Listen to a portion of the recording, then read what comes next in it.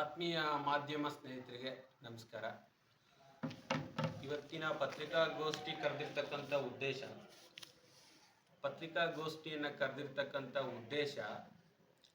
ಏನು, ರೈತರು ಇವತ್ತು ಪಂಪ್ ಸೆಟ್ಗಳನ್ನ ಕೊಡಿಸ್ತಾರೆ. ಆ ಪಂಪ್ ಸೆಟ್ಗಳಿಗೆ ನಮ್ಗೆ ಅಗತ್ಯವಾಗಿ ವೋಲ್ಟೇಜ್ ಬೇಕು ಅಂತಂದ್ರೆ ನಮ್ಗೆ ಟ್ರಾನ್ಸ್ಫಾರ್ಮರ್ ಟಿಸಿ ಬೇಕು.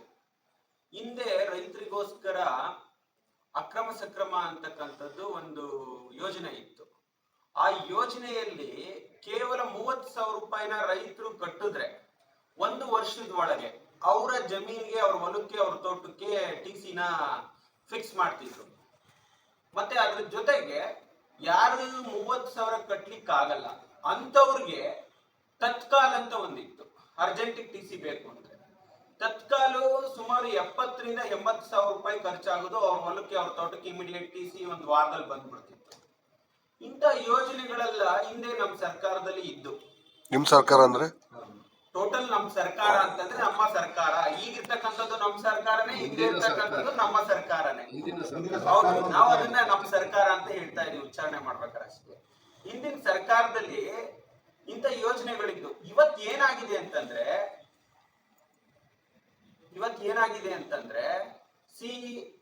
ಒಬ್ಬ ರೈತ ಅವರ ಹೊಲಕ್ಕೆ ಟಿಸಿ ಮಾಡಿಸ್ಕೋಬೇಕು ಅಂತಂದ್ರೆ 2 ಲಕ್ಷ ರೂಪಾಯಿ ಆಗ್ತಾ ಇದೆ. ಸೊ ಅದೇನಾದ್ರೂ ಕಂಬ ಏನಾದ್ರೂ ತುಂಬಾ ದೂರ ಇದೆ, 4-5 ಕಂಬ ಎಕ್ಸ್ಟ್ರಾ ಅಂದ್ರೆ 3 ಲಕ್ಷ ಆಗುತ್ತೆ. ರೈತ ತನ್ನ ಪಂಪ್ ಸೆಟ್ಗೆ ವೋಲ್ಟೇಜ್ ಬೇಕು ಅಂತಂದಾಗ ಟಿಸಿ ಹಾಕ್ಸ್ಲೇಬೇಕಾಗ್ತದೆ, ಅನಿವಾರ್ಯ. ಯಾಕೆಂದ್ರೆ ಪಂಪ್ ಸೆಟ್ ಕೊರ್ಸಿರ್ತಾನೆ, ಸಾಲ ಮಾಡಿರ್ತಾನೆ, ಹಸುಗಳನ್ನ ತಂದಿರ್ತಾನೆ ಹೈನುಗಾರಿಕೆ ಮಾಡ್ಲಿಕ್ಕೆ.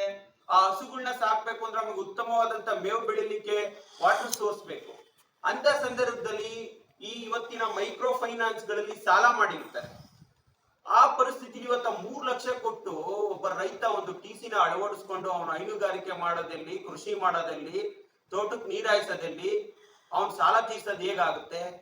ನಾನು ಇವತ್ತಿನ ಸರ್ಕಾರನ ಅದರಲ್ಲೂ ಪ್ರತ್ಯೇಕವಾಗಿ ಎಲ್ಲ ನಮ್ಮ ಯುವಕ ರೈತ ಬಾಂಧವರಿಗೆ ಹೇಳ್ತಕ್ಕಂಥದ್ದು ಇಷ್ಟೇ ವಿಚಾರ. ನಮ್ಮ ಯುವ ರೈತರೆಲ್ಲ ಎಚ್ಚೆತ್ಕೋಬೇಕು. ನೀವು ಎಲ್ಲೆಲ್ಲಿ ಯಾರ್ಯಾರನ್ನ, ಶಾಸಕರನ್ನ, ನೀವು ಯಾವುದೇ ಪಕ್ಷ ಆಗಿರ್ಲಿ, ನೀವು ಆಯ್ಕೆ ಮಾಡಿದಿರಾ. ಎಕ್ಸಾಂಪಲ್, ಕಾಂಗ್ರೆಸ್ ಪಕ್ಷದ ಶಾಸಕರು ಇರ್ಬೋದು, ಬಿಜೆಪಿ ಪಕ್ಷದ ಶಾಸಕರು ಇರ್ಬೋದು, JDS ಪಕ್ಷದ ಶಾಸಕರು ಇರ್ಬೋದು. ನೀವು ಆಯ್ಕೆ ಮಾಡಿರ್ತಕ್ಕಂಥ ಶಾಸಕರನ್ನ ನೀವು ಕೇಳಿ. ಏನಂತ ಕೇಳಬೇಕು ಅಂದ್ರೆ, ನಮ್ಗೆ ಇವತ್ತು ನಿಮ್ ಸರ್ಕಾರದಲ್ಲಿ ಉದ್ಯೋಗ ಕಳಿಸ್ಲಿಕ್ಕೆ ಆಗ್ತಾ ಇಲ್ಲ, ಉದ್ಯೋಗ ಸಿಗ್ತಾ ಇಲ್ಲ, ಯುವಕರಿಗೆ ನಿರುದ್ಯೋಗಿಗಳಾಗ್ತಾರೆ. ಸ್ವಾಮಿ, ನೀವು ನಮ್ಗೆ ಉದ್ಯೋಗ ಕೊಡಿಸ್ಬೇಡಿ, ನೀವು ನಮ್ಮ ಪಂಪ್ ಸೆಟ್ ಗಳಿಗೆ ಉತ್ತಮವಾದಂತ ಕರೆಂಟ್ ಸೌಲಭ್ಯ ಸಿಗಬೇಕು ಅಂದ್ರೆ, ಹಿಂದೆ ಏನಿತ್ತು ಅಕ್ರಮ ಸಕ್ರಮ 30,000ದಲ್ಲಿ ಟಿಸಿ ಸಿಕ್ತಿತ್ತು, ಅದನ್ನ ಸಿಗ್ಲಿಕ್ಕೆ ಅವಕಾಶ ಮಾಡಿಕೊಡಿ. ಏನಿವತ್ತು ಈ ಸರ್ಕಾರದಲ್ಲಿ ಗೃಹಲಕ್ಷ್ಮಿ ಯೋಜನೆ ಇರ್ಬೋದು, ವಿದ್ಯುತ್ ಗೃಹ ಭಾಗ್ಯ ಜ್ಯೋತಿ ಇರ್ಬೋದು, ಈ ತರದೆಲ್ಲ ಯೋಜನೆಗಳು ತಂದಿದ್ರಲ್ವಾ? ಬೇಡ ಸ್ವಾಮಿ, ಈ ಯೋಜನೆಗಳು ಕೊಡಿ. ನಮ್ ರೈತರಿಗೆ ಕಡಿಮೆ ರೇಟ್ ಅಲ್ಲಿ ಟಿಸಿ ಕೊಡಿ, ಒಳ್ಳೆ ಕರೆಂಟ್ ಕೊಡಿ. ನಮ್ ರೈತ ನಿಮ್ಗೆ ಏನ್ ಬೇಕಾದನ್ನ ಮಾಡ್ತಾನೆ. ದೇಶದ ಬೆನ್ನೆಲುಬು, ರಾಜ್ಯದ ಬೆನ್ನೆಲುಬು ರೈತರು ಅಂತ ನೀವು ಭಾಷಣದಲ್ಲಿ ಉದ್ದುದ್ದ ಭಾಷಣ ಮಾಡ್ತೀರಾ. ಅದು ಬೇಡ ನಮ್ಗೆ. ನಮ್ಮ ರೈತರಿಗೆ ಕರೆಂಟ್ ಸೌಲಭ್ಯ ಕೊಡಿ. ಇವತ್ತು ನಾನು ಯಾಕೆ ಈ ಮಾತು ಹೇಳ್ತಾ ಇದ್ದೀನಿ ಅಂದ್ರೆ, ಇವತ್ತು ನಾನು ಕೃಷಿಯಲ್ಲಿ ತೊಡಗಿಸ್ಕೊಂಡು ಅದ್ರ ನೋವೇನು ಅಂತ ಅರ್ಥ ಆಗ್ತಾ ಇದೆ.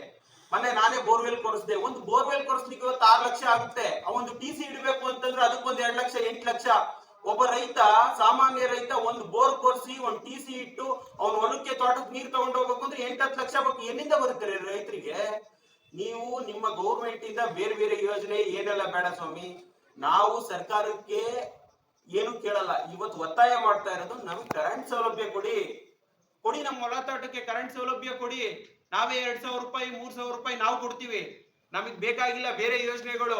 2,000 ರೂಪಾಯಿ ಕೊಡ್ತೀರಿ, ಇಲ್ಲಿ ನೀವು 2 ಲಕ್ಷ, 3 ಲಕ್ಷ ತಗೊಂತೀರಿ, ಬೇರೆ ರೇಟ್ ಹೆಚ್ಚಿಸ್ತೀರಿ. ಇದೆಲ್ಲ ಬೇಡ ಸ್ವಾಮಿ. ನಮಗೆ ಕೊಡಿ, ನೀವು ಕರೆಂಟ್ ಕೊಡಿ. ನಮ್ಮ ತೋಟದಲ್ಲಿ, ನಮ್ಮ ಹೊಲದಲ್ಲಿ ನಾವು ಹೈನುಗಾರಿಕೆ ಮಾಡ್ಲಿಕ್ಕೆ ಒಳ್ಳೆ ಉತ್ತಮವಾದಂತ ಮೇವು ಬೆಳಿತೀವಿ, ಡೈರಿಗಳಿಗೆ ಹಾಲು ಹಾಕೊಂತೀವಿ. ಒಳ್ಳೆ ರೈಟ್ ಸಿಕ್ಕಿದ್ರೆ ನಮ್ ದುಡ್ಡು ಅಲ್ಲೇ ಸಿಗ್ತದೆ ನಮ್ಗೆ. ನೀವ್ 2,000 ಯಾರಿಗ್ ಬೇಕು? ನಿಮ್ 2,000 ನಮ್ಗೆ ಅಂದ್ರೆ ಆ ನೋವು ನಮ್ಗೆ ಅರ್ಥ ಆಗ್ತಾ ಇದೆ. ನಮ್ಗೆ ಆ ನೋವು ಕಾಣಿಸ್ತಾ ಇದೆ. ಈಗ ಇವತ್ತು ಏನಾಗ್ತಾ ಇದೆ ಅಂದ್ರೆ, ಹಳ್ಳಿಗಾಡಿನಲ್ಲಿ ಇರ್ತಕ್ಕಂಥ ರೈತರು ಈ ನೋವುಗಳನ್ನ ಯಾರು ತೋಡ್ಕೊಳಕ್ ಆಗ್ತಾ ಇಲ್ಲ.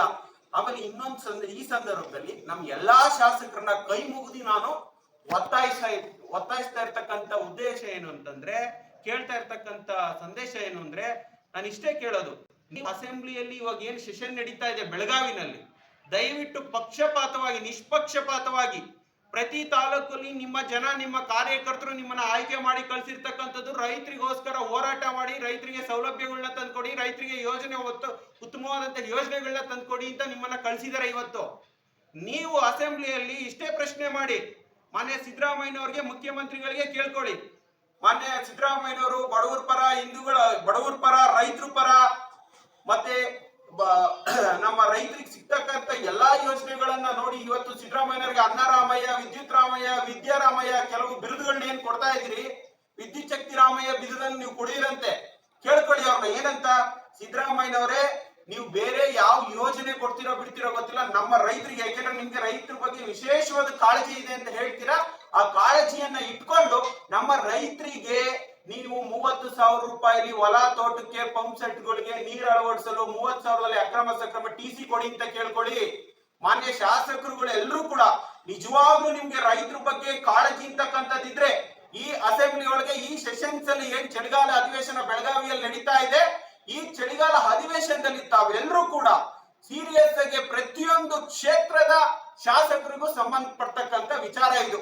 ನಾವ್ ಯಾವುದೇ ರೀತಿ ಬೇರೆ ಒತ್ತಾಯ ಮಾಡ್ತಾ ಇಲ್ಲ. ನಮ್ಮ ರೈತರಿಗೆ ಸರಿಯಾದ ರೀತಿ ಕರೆಂಟ್ ಸೌಲಭ್ಯ ಸಿಗಬೇಕು ಅಂದ್ರೆ ನೀವು ನಿಜವಾಗ್ಲೂ ರೈತರ ಬಗ್ಗೆ ಕಾಳಜಿ ಇದ್ರೆ ನೀವು ಇದ್ರ ಬಗ್ಗೆ ಸೆಷನ್ ನಲ್ಲಿ ಚರ್ಚೆ ಮಾಡಿ ಕೂಡಲೇ ಮುಖ್ಯಮಂತ್ರಿ ಅವರ ಹತ್ರ ಇದಕ್ಕೊಂದು ಏನಾದ್ರೂ ನೀವು ಪ್ರಸ್ತಾಪಿಸಿ ಈ ಒಂದು ಯೋಜನೆ ಪಾಸ್ ಮಾಡ್ತೀರಾ ಅಂತ ಎಲ್ಲಾ ಶಾಸಕರುಗಳಿಗೂ ಕೂಡ ನಾನು ಒತ್ತಾಯ ಮಾಡ್ತೀನಿ. ಅದರಲ್ಲೂ ವಿಶೇಷವಾಗಿ ನಮ್ಮ ಜಿಲ್ಲೆಯಲ್ಲಿ ಇರ್ತಕ್ಕಂಥ ಹೋಮ್ ಮಿನಿಸ್ಟರ್ ಇದ್ದಾರೆ, ತುಂಬಾ ದೊಡ್ಡ ರಾಜಕಾರಣಿಗಳಿದ್ದಾರೆ. ನಮ್ಮ ತುಮಕೂರು ಗ್ರಾಮಾಂತರ ಶಾಸಕರಾದ ಸುರೇಶ್ ಗೌಡ್ರು ರೈತರ ಬಗ್ಗೆ ವಿಶೇಷವಾದಂತ ಕಾಳಜಿ ಇಟ್ಕೊಂಡಿದ್ದಾರೆ. ಅವರು ನಮ್ಮ ಶಾಸಕಾಂಗ ಪಕ್ಷದ ನಾಯಕರು ಜೆಡಿಎಸ್ ನಮ್ಮ ಸುರೇಶ್ ಬಾಬು ಇದ್ದಾರೆ. ಇಂತಿಂತ ಘಟಾನುಘಟಿ ನಾಯಕರು ಎಂ ಟಿ ಕೃಷ್ಣಪ್ಪನವರು ಕೂಡ, ಅವರು ಕೂಡ ಸಂಸದೀಯ ವಿಚಾರಗಳನ್ನ ಬಹಳ ಪಠನೆ ಮಾಡ್ತಕ್ಕಂಥದ್ದನ್ನ ನಾವು ನೋಡಿದೀವಿ. ಈ ವಿಚಾರಣೆಗಳನ್ನ ಗಮನದಲ್ಲಿಟ್ಕೊಂಡು ತಾವೆಲ್ಲರೂ ಕೂಡ ನಮ್ಮ ರೈತರ ಬಗ್ಗೆ ವಿಶೇಷವಾದಂತ ಕಾಳಜಿಯನ್ನು ಇಟ್ಕೊಂಡು ನೀವು ಉದ್ದೇಶಪೂರ್ವಕವಾಗಿ ಇದನ್ನ ಒತ್ತಾಯ ಮಾಡಿಕೊಂಡು ಹೇಗಾದ್ರೂ ಮಾಡಿ ಟಿಸಿ ವಿಚಾರವನ್ನ ಪ್ರಸ್ತಾಪನೆ ಮಾಡಿ ಈ ಯೋಜನೆಗೆ ಒಂದು ಏನಾದ್ರೂ ನಾಂದಿ ಹಾಡ್ತೀರಾ ಅನ್ನೋ ಒಂದು ವಿಶ್ವಾಸವನ್ನ ಇಟ್ಕೊಂಡು, ಮತ್ತೆ ನಾನೊಬ್ಬ ರೈತ ಆಗಿ ನಿಮ್ಮೆಲ್ಲಾ ರೈತರಿಗೂ ಕೂಡ, ನಿಮ್ಮೆಲ್ಲಾ ಶಾಸಕರಿಗೂ ಕೂಡ ರೈತರ ಪರವಾಗಿ ಕೈ ಜೋಡಿಸಿ ಕೇಳ್ಕೊಂತೀನಿ, ದಯವಿಟ್ಟು ಈ ಒಂದು ಟ್ರಾನ್ಸ್ಫಾರ್ಮ್ ಯೋಜನೆಯನ್ನ 30,000ಕ್ಕೆ ಅಕ್ರಮ ಸಕ್ರಮ ಯೋಜನೆ ಸಿಗಲಿ ಅಂತ ನೀವೆಲ್ಲ ಒತ್ತಾಯ ಮಾಡ್ತೀರಾ ಅಂತ ಶಾಸಕರ ಮೇಲೆ ಭರವಸೆ ಇಟ್ಟು ನಮ್ಮ ಜಿಲ್ಲೆ, ಅದರಲ್ಲೂ ಕಲ್ಪತರು ಜಿಲ್ಲೆಯಲ್ಲಿ, ಕಲ್ಪತರು ನಾಡಲ್ಲಿ ವಿಶೇಷವಾಗಿ ಇರ್ತಕ್ಕಂಥ ತೆಂಗು ಮತ್ತೆ ಅಡಿಕೆಗೆ ಬಹಳ ತೊಂದರೆ ಆಗ್ತದೆ. ನೀರಿಲ್ಲ ಅಂತಂದ್ರೆ ಬೇಸಿಗೆ ಬರ್ತಾ ಇದೆ. ಈ ಸಂದರ್ಭದಲ್ಲಿ ನೋವು ಗೊತ್ತಾಗಿರೋದ್ರಿಂದ ನಾವು ಇವತ್ತು ಬಂದಿದೀವಿ. ಇಲ್ಲಿವರೆಗೂ ಮಳೆಗಾಲ ಇತ್ತು, ಇದ್ರ ಬಗ್ಗೆ ನಮಗೆ ಚಿಂತೆ ಇರ್ತಿರಲಿಲ್ಲ. ನೀವೆಲ್ಲರೂ ಕೂಡ ವಿಶೇಷವಾಗಿ ಅಸೆಂಬ್ಲಿಯಲ್ಲಿ ಚರ್ಚೆ ಮಾಡ್ತೀರಾ ಅಂತ ಹೇಳ್ತಾ, ಮತ್ತೆ ಇನ್ನೊಂದು ವಿಚಾರ ಏನು, ಹಿಂದೆ ಸರ್ಕಾರ ಮೈಕ್ರೋ ಫೈನಾನ್ಸ್ ಗಳ ಹಾವಳಿ ಹೆಚ್ಚಾಗ್ತಾ ಇದೆ ಅಂತ ಸರ್ಕಾರನೇ ಅವ್ರಿಗೆಲ್ರಿಗೂ ಕೂಡ ಒಂದು ಮೀಟಿಂಗ್ ಕರೆದು ಅವ್ರಿಗೆ ಏನ್ ತಿಳಿ ಹೇಳ್ಬೇಕಾಗಿತ್ತು ಹೇಳಿತ್ತು ಸರ್ಕಾರ. ಆದ್ರೆ ಆ ಮೈಕ್ರೋ ಫೈನಾನ್ಸ್ ಅವರು ಆ ಸರ್ಕಾರ ಹೇಳಿದಂತ ಸಂದರ್ಭದಲ್ಲಿ ಸ್ವಲ್ಪ ಸುಮ್ಮನೆ ಆದ್ರು. ಇವತ್ತೇನ್ ಮಾಡ್ತಾ ಇದ್ದಾರೆ, ಸರ್ಕಾರ ಹೇಳ್ತು ಅಂತ ಸುಮ್ಮನಾಗಿ ಮತ್ತೆ ಅವರ ಚಾಳಿ ಸ್ಟಾರ್ಟ್ ಆಗಿದೆ. ಅಂದ್ರೆ ರೈತ ಅವ್ನಿಗೆ ಏನಾರ ಬೆಳೆ ಬಂತು ಅಂದ್ರೆ ಅವನು ಬೆಳೆ ಬೆಳಿಲಿಕ್ಕೆ ಸಾಲ ಮಾಡಿರ್ತಾನೆ, ಕಟ್ಬೇಕು ಅಂದ್ರೆ ಅಲ್ಲಿ ಬರ್ಬೇಕು. ನಿಮ್ ಪರಿಸ್ಥಿತಿ ನೋಡಿದ್ರೆ ನೀವು ಈ ತರ ಕರೆಂಟ್ ಕೊಡಲ್ಲ, ಎಲ್ಲಿಂದ ಕಟ್ತಾನೆ ರೈತ?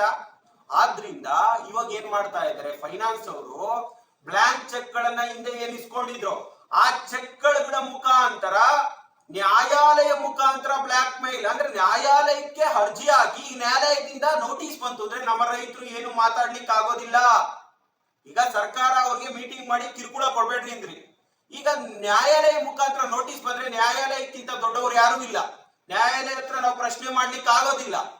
ಆದ್ರಿಂದ ಯಾರು ಮೈಕ್ರೋ ಫೈನಾನ್ಸ್ ಸಂಸ್ಥೆಯ ಸಂಸ್ಥಾಪಕ, ಯಾರು ಓನರ್ ತರ ಇರ್ತಾರೆ, ಮ್ಯಾನೇಜರ್ಗಳು ಇರ್ತಾರೆ, ಅಂತವ್ರಿಗೆ ನೀವು ಈ ತರ ಬ್ಲಾಕ್ ಮೈಲ್ ಮಾಡೋದನ್ನ ಬಿಡಿ. ಈಗ ನೋಡಿ, ಯಾರೋ ಒಬ್ಬ ರೈತ ಹೇಳಿದ್ರು ನನ್ಗೆ, ನಮ್ ಸ್ನೇಹಿತರು, ಅವ್ರು ಏನ್ ಹೇಳಿದ್ರು, ಒಂದು ಈ ಎಲ್ಲಾ ಲೋನ್ಗಳನ್ನ ಕ್ಲಿಯರ್ ಮಾಡಿರ್ತಾರೆ, ಕಟ್ಟಿರ್ತಾರೆ, ಓಡಿ ಅಂತಕ್ಕಂಥದ್ದು ಉಳಿದಿರುತ್ತೆ. ಹಿಂದೆ ಫೈನಾನ್ಸ್ ಟೈಮ್ಗೆ ಕಟ್ಟಕ್ ಆಗದಿಕ್ಕೆ ಕಿರುಕುಳ ಜಾಸ್ತಿ ಆಯ್ತು ಅಂತ ಸರ್ಕಾರ ಕರೆದು ಬುದ್ಧಿ ಹೇಳ್ತು. ಆದ್ರೆ ಲೋನ್ ಎಲ್ಲ ಕ್ಲಿಯರ್ ಮಾಡಿರ್ತಾರೆ, ಹೆಚ್ಚು ಕಮ್ಮಿ ಆಗಿರುತ್ತೆ, 1 ತಿಂಗಳು 2 ತಿಂಗಳು ಲೇಟಾಗಿ ಕಟ್ಟಿರ್ತಾರೆ. ಆ ಲೇಟಾಗಿ ಕಟ್ಟಿದ್ದು ಓಡಿ ಅಂತ ಬೆಳ್ಕೊಂಡಿರುತ್ತೆ, ಅದಕ್ಕೆ ಬಡ್ಡಿಗೆ ಬಡ್ಡಿ ಬೆಳೆದು 2 ಲಕ್ಷ ರೂಪಾಯಿ ಬರೀ ಓಡಿ ಕೊಟ್ಟಿದ್ದಾರೆ. ನಮ್ಮ ಸ್ನೇಹಿತರಿಗೆ ಒಬ್ಬನಿಗೆ, ಅವ್ರ ಹೆಸರು ಹೇಳೋದ್ ಬೇಡ, ನೋವು ಪಟ್ಕೊಂತಾರೆ ಪಾಪ ಅವ್ರ ಹೆಸರು ಹೇಳಿದ್ರೆ ಸಮಾಜದಲ್ಲಿ. ಆದ್ರೆ 2 ಲಕ್ಷ ಓಡಿಂದೇ ನೀವು ಕೊಟ್ಟು ಕಿರುಕುಳ ಕೊಡ್ತಾ ಇದ್ದೀರಾ ಅಂದ್ರೆ ಇನ್ನು ಮಾಮೂಲಿ ನೀವು ಸಾಲ ಬಿಡ್ತೀರಾ?